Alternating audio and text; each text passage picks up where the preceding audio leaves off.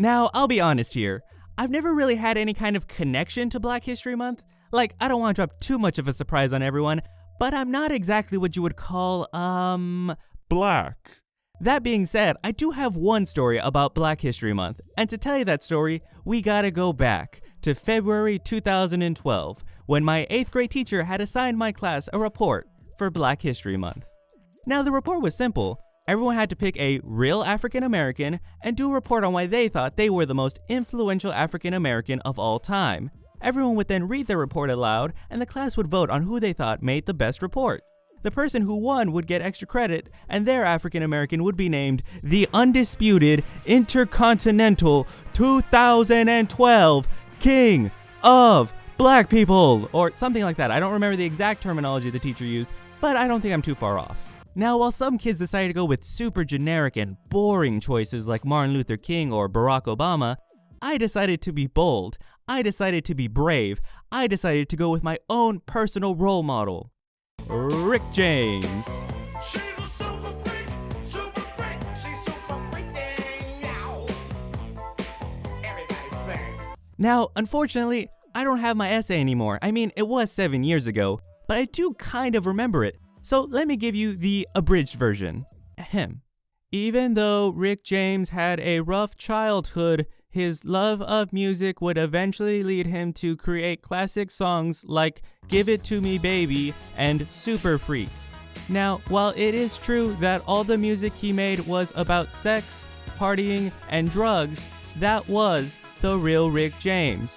He showed everyone that it was possible to achieve your dreams as long as you were always true to yourself and never gave up on your passions. And that is why I believe he is the greatest African American of all time.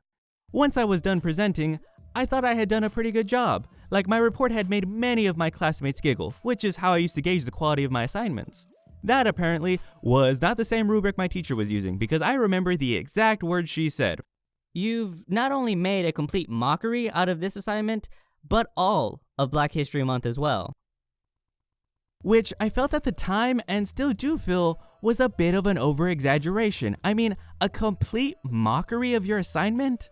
Sure, I can see that. But a complete mockery of Black History Month? Come on. Now that's a little bit much. All I said was Rick James was the most important African American of all time. And I know he spent millions of dollars on his coke habit. And sure, he did do some jail time for draft dodging, kidnapping, drug smuggling, theft, assault, another kidnapping, sexual assault, and torture.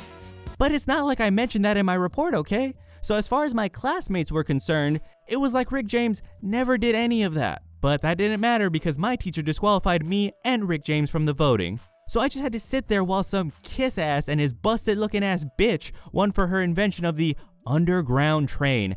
Yeah, those are called subways. The homeless use them as toilets. But oh yeah, that's a real amazing invention there. Rick James! Rick James! Rick James! Wow, that voice crack though. Wow. I'm Rick James, bitch. I'm really glad I picked Harriet Tubman. I mean, I feel like after reading about her life, I really have a better understanding of what she Yo, I'm gonna let you finish. But I just need to say that Rick James made the greatest cocaine sex music of all time. And if he was here today, y'all be lining up to give him this award. But you probably shouldn't get near him because he will burn you with a crack pipe. He does that sometimes. But that's just Ricky being Ricky.